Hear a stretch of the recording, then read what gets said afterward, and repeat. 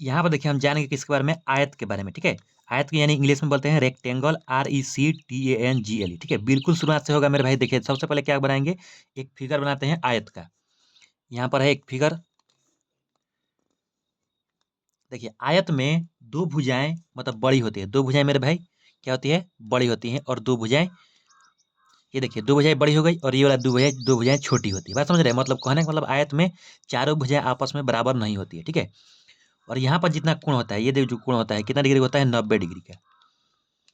और यहाँ पर भी कितना डिग्री कोण होता है, 90 डिग्री का। और यहाँ पर भी 90 और यहाँ पर भी 90। मतलब आयत में कहने का मतलब ये है मेरे भाई, आयत क्या है, एक चतुर्भुज है, चार भुजाओं से क्या है, घिरा क्षेत्र है, तो उसको हम बोलते हैं हम चतुर्भुज। और चारों भुजाओं से घिरे मतलब आयत वह आकृति है जिसकी दो आमने सामने की भुजाएं आपस में बराबर, यानी देखिए यहाँ पर लिख देते हैं या नाम मतलब नाम लिख देते हैं, ए बी सी और डी। ठीक है, तो ए से बी जितना दूरी होगी उतना ही होगा डी से सी, यानी यहाँ पर हम लिख सकते हैं क्या, यहाँ पर ए बी बराबर डी सी। ठीक है, और ए से डी जितना होगा उतना ही होगा क्या, बी से सी। तो यहाँ पर लिख सकते हैं ए डी बराबर बी से सी। ठीक है, बात समझ रहे हैं, मतलब आयत में आमने सामने की भुजाएं क्या होती है, बराबर होती है, और प्रत्येक कोण क्या होता है, समकोण होता है। ठीक है, तो यही हमको परिभाषा में लिख देना है। ठीक है, इसके पहले मेरे भाई मैं त्रिभुज का वीडियो अपलोड कर दिया हूँ, उसका लिंक डिस्क्रिप्शन बॉक्स में एक बार जा करके देख लीजिएगा। ठीक है, चलिए हम इसको बनाते हैं। बिल्कुल मेरे भाई क्या है, आसान है। सबसे पहले इसका परिभाषा लिखते हैं कि आयत, आयत वह चतुर्भुज है, आयत वह चतुर्भुज है, चतुर्भुज है। देखिए मेरे भाई चतुर्भुज के कहने का मतलब क्या है, चार भुजाओं से घिरा है। देखिए ये ए बी एक भुजा है, बी से सी एक भुजा, सी से डी एक भुजा और ए से डी एक भुजा है। ठीक है, ठीक है, यानी चार भुजाओं से क्या है, चतुर्भुज घिरा है, तो इसको हम बोलेंगे चतुर्भुज। ठीक है, बात समझ गए मेरे भाई, जिसकी यहाँ लिखेंगे इसी में, जिसकी आमने सामने, आमने सामने की भुजाएं की भुजाएं, आमने सामने की भुजाएं बराबर होती है। क्या होती है मेरे भाई, आमने सामने की भुजाएं बराबर होती है। ठीक है, ये जितना ए बी रहेगा उतना ही डी से सी। ठीक इसके सामने देखिए, ए बी भुजा के सामने ठीक क्या है, ये डी सी भुजा है, और ए डी भुजा के सामने ठीक इधर के सामने तो बी से भुजा है, तो लिख देंगे आमने सामने की भुजाएं बराबर, बराबर तथा प्रत्येक कोण, प्रत्येक कोण, प्रत्येक कोण, कोण का मतलब देखिए दो भुजाएं जहां पर मिलती है उसी वहीं पर कोण बनता है। देखिए ये जो है ना, ऐसा देखिए ये ए मतलब ये है, तो ए से इधर आ रहा है मतलब डी पर, तो देखिए इधर आके इधर मुड़ रहा है, तो ये जो कोना है, ठीक है, यही जो कोण है, ठीक है, ये जो कोना है, जो मतलब दो रेखाएं जिस बिंदु पर मिलती है उसी बिंदु को उसका कोण बोलते हैं। ठीक है, तो ये जो यहीं पर कितना डिग्री बना है, कोण 90 डिग्री, तो 90 डिग्री को समकोण बोलते हैं, यानी प्रत्येक कोण लिख सकते हैं समकोण हो, समकोण यानी कितना डिग्री हो, 90 डिग्री हो, आयत कहलाता है। क्या कहलाता है, आयत कहलाता है, कहलाता है। ठीक है, अब यहाँ पे जानेंगे किसके बारे में, फार्मूला के बारे में। ठीक है, आयत का मतलब क्षेत्रफल कैसे निकालते हैं, परिमाप कैसे निकालते हैं, ये सब। ठीक है, तो सबसे पहले मेरे भाई क्या लिखेंगे, आयत का क्षेत्रफल। क्या लिखेंगे, आयत का क्षेत्रफल। देखिए आयत का क्षेत्रफल निकालने के लिए क्या करते हैं, देखिए लंबाई, इसमें इसमें लंबाई कौन सी है, देखिए जो भुजा बड़ी होती है, फिगर बना दिया, जो भुजा बड़ी होती है उसको लंबाई बोलते हैं, जो भी भुजा छोटी होती है, इन दोनों में छोटी कौन है, ये जो, इसको बोलेंगे मेरे भाई चौड़ाई। ठीक है, यानी लिख सकते हैं आयत का क्षेत्रफल बराबर लंबाई मल्टीप्लाई चौड़ाई, लंबाई में गुणा कर देना है किससे, चौड़ाई से, चौड़ाई। ठीक है मेरे भाई, अंत में हम एक क्वेश्चन बनाएंगे, पहले इसको फार्मूला पहले लिख लेते हैं। ठीक है, अब देखिए आयत का अगर क्षेत्रफल निकालें तो लंबाई मल्टीप्लाई चौड़ाई कर देंगे, लंबाई और चौड़ाई दिया हो तो आराम से क्षेत्रफल निकाल देंगे, क्या करेंगे, दोनों में गुणा कर देंगे। ठीक है, अगर हमको केवल क्या निकालना है, आयत का लंबाई निकालना है, आयत का लंबाई। ठीक है, क्या मेरे भाई करना है, आयत का क्या निकालना है, लंबाई निकालना है, और क्षेत्रफल और चौड़ाई क्या है, दिया है, तो हम क्या करेंगे, आयत के क्षेत्रफल में, क्षेत्रफल में चौड़ाई से भाग कर देंगे क्षेत्रफल में। ये देखिए क्योंकि ये गुणा में है, जब हम केवल लंबाई निकालना होता है लंबाई को अकेला करना होगा, तो ये चौड़ाई को गुणा में इधर की भेजना होगा, तो ये गुणा में इधर जाएगा तो क्या होगा, भाग होगा। वही बात हुआ, क्षेत्रफल में किससे भाग होगा, चौड़ाई से। क्षेत्रफल में भाग कर देंगे किससे, चौड़ाई से। ठीक है। अगर हमको क्या निकालना है, अगर हमको निकालना है क्या, चौड़ाई। अगर हमको क्या निकालना है, चौड़ाई। यहाँ पे लिखेंगे आयत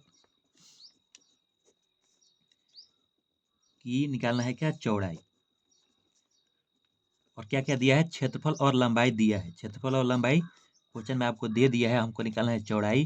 तो क्या करेंगे, अब देखिए क्षेत्रफल को ऊपर रखेंगे और लंबाई से भाग कर देंगे। तो क्षेत्रफल को कहाँ रखेंगे, ऊपर, और किससे भाग करेंगे, लंबाई से।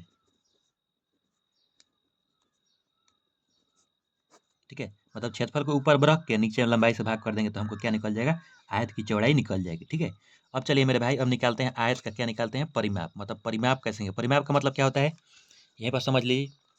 देखिए इसी फिगर का हमको निकालना है परिमाप। तो क्या करेंगे, देखिए यहाँ से हम एक चक्कर घूमते हैं, जैसे हम ए से बी पर जाएंगे, बी से सी पर, सी से डी पर, डी से ए पर। मतलब एक चक्कर घूमने में जितने दूरी मतलब होगी, ठीक है, उसी को इस आयत का परिमाप बोलते हैं। यानी यहाँ पर लिख सकते हैं आयत का परिमाप बराबर क्या होगा, फॉर्मूला, आयत का परिमाप, परिमाप क्या होगा मेरे भाई, आयत का परिमाप बराबर होगा, देखिए सबसे पहले कितना, देखिए लंबाई कितना है, देखिए लंबाई तो 2 है, तो देखिए ए से बी और डी से सी दोनों आपस में क्या है, बराबर है। तो यहाँ पर लिख सकते हैं ना, आयत का परिमाप के लिए 2 लंबाई, मतलब देखिए 2 मल्टीप्लाई लंबाई, ठीक है, फिर प्लस चौड़ाई कितना है, ए से डी और बी से सी दोनों आपस में बराबर है। तो एक और ये दो हम मतलब लिख देंगे 2 मल्टीप्लाई चौड़ाई। तो यहाँ पे लिख दीजिए 2 मल्टीप्लाई चौड़ाई। ठीक है। और यहाँ से देखिए 2 कॉमन कर लेते हैं। ठीक है, तो हम मेरा फार्मूला बनता है यहाँ पर 2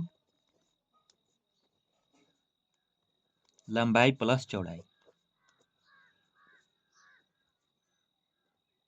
2 लंबाई प्लस चौड़ाई। ये मेरा भाई क्या हुआ, फार्मूला बन के रेडी हो गया। ठीक है, यहाँ मेरे भाई देख लीजिए, आयत का परिमाप निकालना हो तो क्या फार्मूला करते हैं, 2 लंबाई प्लस चौड़ाई। ठीक है।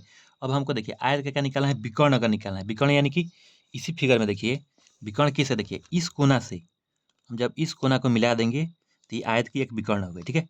फिर इस कोना से इस कोना को मिला दिया तो क्या है, ये आयत की विकर्ण हो गई। यानी आयत में कितने विकर्ण होते हैं, 2 विकर्ण होते हैं, क्योंकि अब देखिए अब कोई कोना बाकी नहीं है। ठीक है मेरे भाई, जब जब कोई भी कोना नहीं बाकी हो तो फिर हम नहीं मिलाएंगे। तो यानी कितना बार मिलाए हैं, 2 बार मिलाए हैं। तो ये एक ए से सी एक विकर्ण हुआ, ए से सी एक विकर्ण, और डी से बी एक विकर्ण हुआ। तो कितना विकर्ण हुआ, 2 विकर्ण हुआ। यानी आयत को अगर हम आयत का हमको विकर्ण निकाला है तो क्या करेंगे, उसके लिए एक फार्मूला हो गया मेरे भाई, यहाँ पर लिख देते हैं, लिख लीजिए आयत का विकर्ण। आयत का विकर्ण बराबर क्या होगा, रूट अंडर लंबाई का स्क्वायर करेंगे। लंबाई जितना रहेगा उसको हम क्या करेंगे, स्क्वायर करेंगे। रूट अंडर लंबाई का स्क्वायर प्लस चौड़ाई का स्क्वायर, रूट अंडर लंबाई का स्क्वायर प्लस चौड़ाई का स्क्वायर। ठीक है, तो ये हमको क्या निकल जाएगा, विकर्ण निकल जाएगा। ठीक है, तो धन्यवाद मेरे भाई।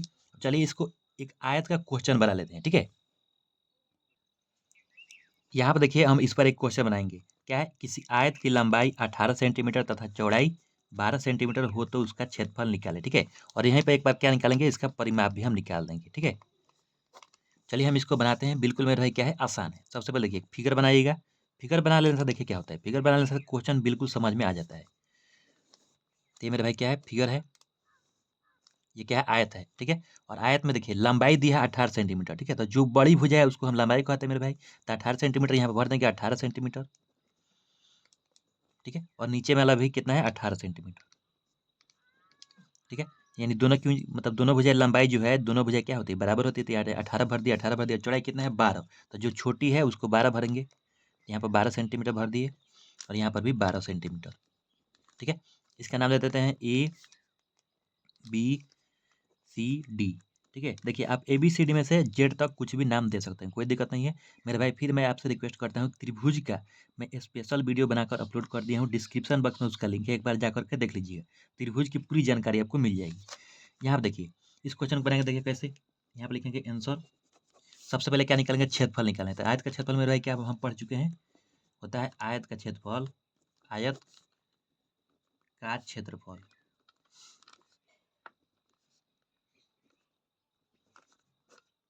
आयत का क्षेत्रफल क्या होता है, लंबाई मल्टीप्लाई चौड़ाई, यानी लंबाई में गुणा करना है किससे, चौड़ाई से। ठीक है, तो हम क्या निकल जाएगा, क्षेत्रफल निकल जाएगा। यानी लंबाई देखिए, लंबाई कितना है, अब इसमें देखिए लंबाई 18 है, तो इस 18 को लेना है और 12 में गुणा करना है, तो क्या निकलेगा, क्षेत्रफल। यानी हम यहाँ पे लिख देंगे 18 सेंटीमीटर मल्टीप्लाई 12 सेंटीमीटर। अब इन दोनों में क्या करना है, गुणा करके लिख देना है। तो 18 में देखिए जब 12 से गुणा करेंगे तो 18 दाएं के कितना होता है, 180, और 18 दूना 36। तो ये कितना होगा, देखिए 180 में कितना जोड़ेंगे, 36 जोड़ेंगे, तो 20 जोड़ेंगे तो 200 हो जाएगा, और 16, यानी 200 कितना आएगा, 16 आएगा। अब सेंटीमीटर है, सेंटीमीटर तो सेंटीमीटर स्क्वायर, क्योंकि क्षेत्रफल कभी भी स्क्वायर में आता है। ठीक है, ये स्क्वायर हो गया, सेंटीमीटर स्क्वायर, ये क्षेत्रफल निकल गया। अब हमको क्या निकालना है, इसी में क्वेश्चन में परिमाप भी निकाल लेते हैं इस पर, क्योंकि परिमाप निकालना मतलब आप सीख जाइएगा। यहाँ पर लिखेंगे आयत का परिमाप। आयत का क्या निकालेंगे, यहाँ से परिमाप निकालेंगे तो क्या फॉर्मूला होता है, 2 इंटू लंबाई प्लस चौड़ाई।